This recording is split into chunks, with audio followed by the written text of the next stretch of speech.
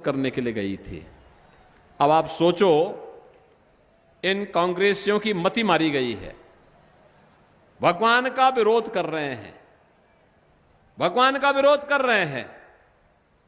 और यही तो मैं कहने के लिए आया हूं, एक तरफ राम की सत्ता पर, ईश्वरीय सत्ता पर विश्वास करने वाली भारतीय जनता पार्टी और सहयोगी दल है, और दूसरी तरफ राम का द्रोह करने वाले, राम के द्रोह करने वाले की दुर्गति हमेशा तय है। और बहनों और भाइयों, लोकसभा का चुनाव 2024 इस बात का साक्षी एक बार फिर से बनने जा रहा है। पूरे देश के अंदर जो माहौल है, 2 चरणों का चुनाव संपन्न हो गया है। बहनों और भाइयों, 2 चरणों के चुनावों के बाद कल तीसरे चरण का चुनाव है। 2 चरणों का चुनाव और कल तीसरे चरण का चुनाव होने के बाद बहनों और भाइयों, 286-87 सीटों पर अब तक चुनाव, 285 सीटों पर अब तक चुनाव संपन्न हो चुका होगा कल सायंकाल तक। और पूरे देश के अंदर जो स्वर गूंज रहा है, 2 ही स्वर गूंज रहे हैं। वह है, एक स्वर है जो पूरे देश के अंदर है, वह वृद्ध हो, जवान हो, महिलाएं हो, पुरुष हो, गांव हो, शहर हो, हर ओर एक ही स्वर गूंज रहा है, और वह है फिर एक बार मोदी सरकार, फिर एक बार मोदी सरकार। और लोग पूछते हैं कि मोदी सरकार क्यों? तो बहनों और भाइयों, भारत की जनता के द्वारा कहा जाता है, जो राम को लाए हैं हम उनको लाएंगे।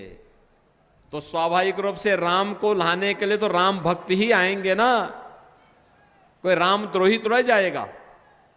और बहनों और भाइयों, यही स्थिति पूरे देश के अंदर है और कल भी यही देखने को मिलेगा। मैं आज के इस अवसर पर आपसे यही कहने के लिए आया हूं, हमारी पीढ़ी सौभाग्यशाली है कि हमने बदलते हुए भारत को देखा है। एक नए भारत का हम दर्शन कर रहे हैं,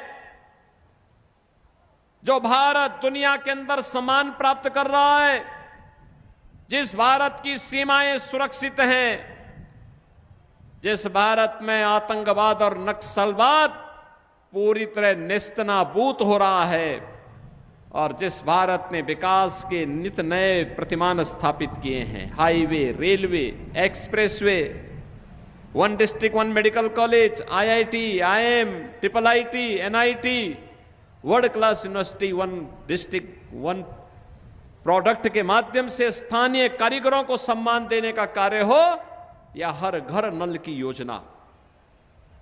बहनों और भाइयों, आपके हरदोई में भी मेडिकल कॉलेज बन गया, हर घर नल की योजना लागू हो रही है। और हरदोई में बहनों और भाइयों, गंगा एक्सप्रेसवे भी यहीं से होके जा रही है। गंगा एक्सप्रेसवे जाने का मतलब, अगर हरदोई से आपको दिल्ली जाना होगा तो मात्र 4 घंटे में आप गंगा एक्सप्रेसवे से दिल्ली पहुंच जाएंगे, और प्रयागराज जाना होगा तो 1.5 से 2 घंटे में आप प्रयागराज पहुंच जाएंगे। इसमें औद्योगिक क्लस्टर बनेंगे, हजारों नौजवानों के लिए नौकरी और रोजगार की सुविधा प्राप्त होगी। एक नए स्वरूप में, एक नए भारत का दर्शन हम कर रहे हैं। विकास भी है और विरासत का सम्मान भी है। विकास भी है, विरासत का सम्मान भी है, और गरीब कल्याण भी है। आप सोचो, कांग्रेस और समाजवादी पार्टी की सरकार के समय गरीब भूखों मरता था। आज बहनों और भाइयों, 80 करोड़ लोग फ्री में राशन की सुविधा का प्राप्त कर रहे हैं।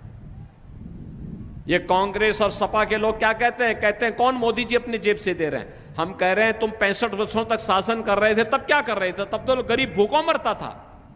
और आज मोदी जी के समय में उन्होंने गरीब को ध्यान में रख करके योजना बनाई, तो 80 करोड़ लोग फ्री में राशन की सुविधा प्राप्त कर रहे हैं। उनके समय में स्वास्थ्य सुविधा के अभाव में लोग दम तोड़ते थे।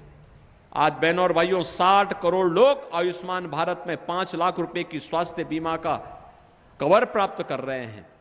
और बहनों और भाइयों, हमने तो यूपी में यह भी व्यवस्था की है, कोई गरीब बीमार पड़ जाए, कोई भी व्यक्ति बीमार पड़ जाए, उसकी जाति, उसका मत, उसका मजहब भी नहीं पूछते, वह कोई भी है, अगर बीमार पड़ गया, हमारा नागरिक है, हमारा विधायक, हमारा सांसद, हमारा पूर्व सांसद, हमारा पूर्व विधायक, हमारा चेयरमैन, हमारा पदाधिकारी या वह पीड़ित ही स्वयं क्यों न हो, पत्र भी मुझे लिख देता है कि हम बीमार हैं, कोई हमारे पास देखभाल करने वाला नहीं, उपचार की सुविधा नहीं, एस्टिमेट आता है, हम उसके अकाउंट में, जनधन अकाउंट में सीधे पैसा भेज के कहते हैं भाई निश्चिंत होकर के उपचार कराइए, चिंता मत करिए, सरकार सारा खर्चा उठाएगी। अब कोई आपको आने वाली सहायता में कमीशन नहीं ले सकता, इसलिए नहीं ले सकता क्योंकि मोदी जी ने जनधन अकाउंट खोल दिया है आपका। बहनों और भाइयों, किसान पहले आत्महत्या करता था कांग्रेस और सपा की सरकार के समय में, आज किसान को किसान सम्मान निधि का लाभ प्राप्त हो रहा है। पहले नारी गरिमा तार तार होती थी, गांव में गंदगी देखने को मिलती थी, आज बहनों और भाइयों 12 करोड़ घरों में शौचालय का निर्माण मोदी जी ने किया है। पहले बरसात में या ईंधन समाप्त होने पर गरीब भूखों सोता था, आज बहनों और भाइयों 10 करोड़ गरीबों को उज्ज्वला योजना का फ्री में कनेक्शन उपलब्ध करवा दिया गया। और मोदी जी ने कहा है जितने बाकी हैं, 1 करोड़, 2 करोड़, 3 करोड़, 5 करोड़, जितने बाकी होंगे उन सबको फ्री में कनेक्शन उपलब्ध कराएंगे उज्ज्वला योजना के। जाइए आप भी मेरी तरफ से बोल करके आइए कि चुनाव के बाद उन सबको फ्री में कनेक्शन मिलेगा। 4 करोड़ गरीबों को एक एक मकान मिल गया है, और बाकी जितने भी गरीब और पात्र लोग बचे होंगे उनको चुनाव के बाद से कार्रवाई प्रारंभ हो जाएगी। अगले 5 वर्ष के अंदर उनको भी एक एक आवास उपलब्ध हो जाएगा। अभी से जाके तैयारी करो धूम धड़ाके के साथ कि हर गरीब के पास अपना सिर ढकने के लिए छत होगा।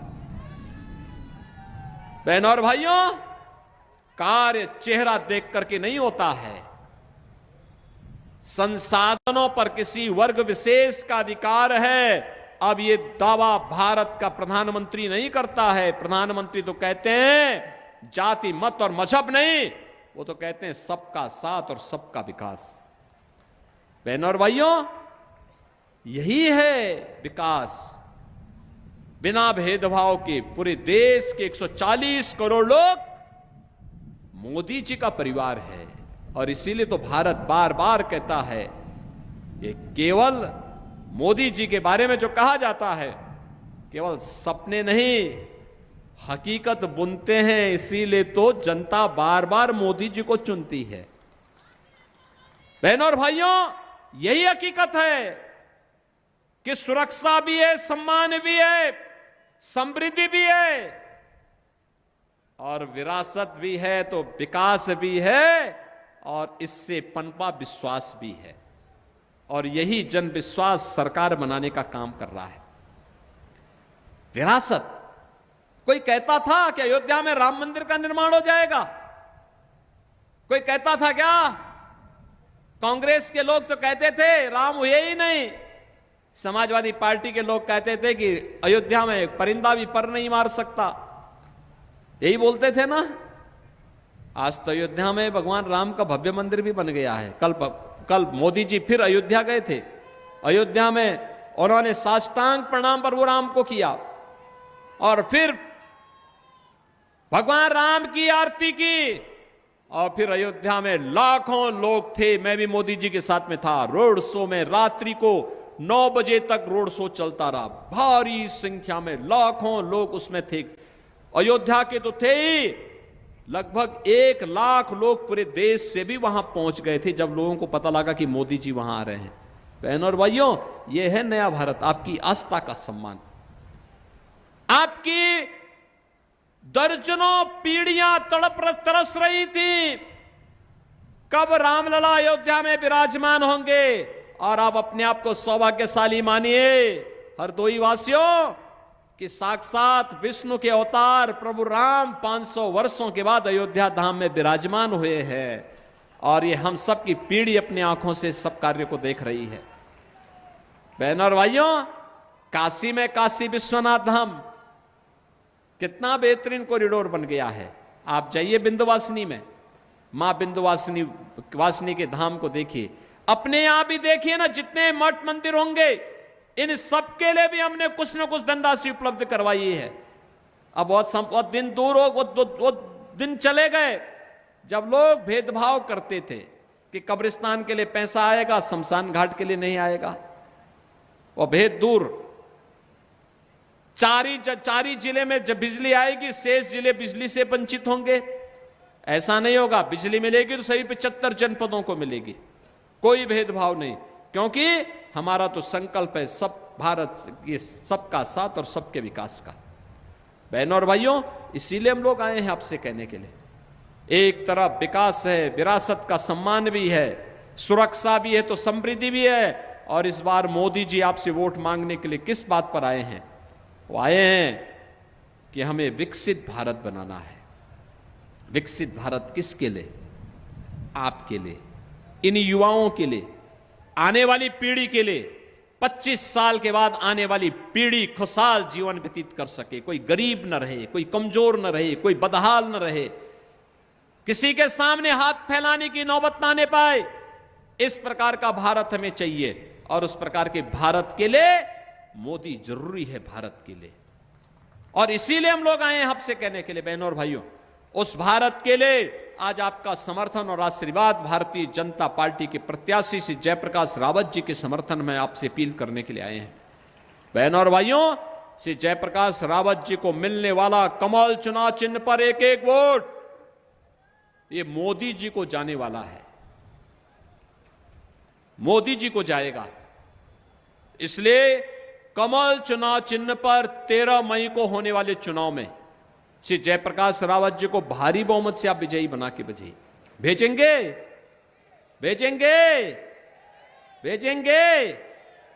थोड़ा जोर से बोलिए, आपकी आवाज लखनऊ में भी और दिल्ली में भी पहुंचनी चाहिए।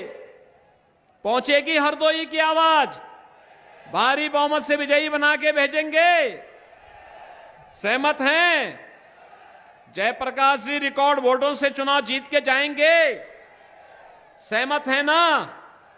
तो मैं निश्चिंत होकर के जाऊंगा, मोदी जी को बता जाऊं कि हम हरदोई सीट रिकॉर्ड वोटों से जीतेंगे। वैसे भी यहां शाहबाद का तो रिकॉर्ड है, मैं 2022 में भी आया था रजनी जी के चुनाव।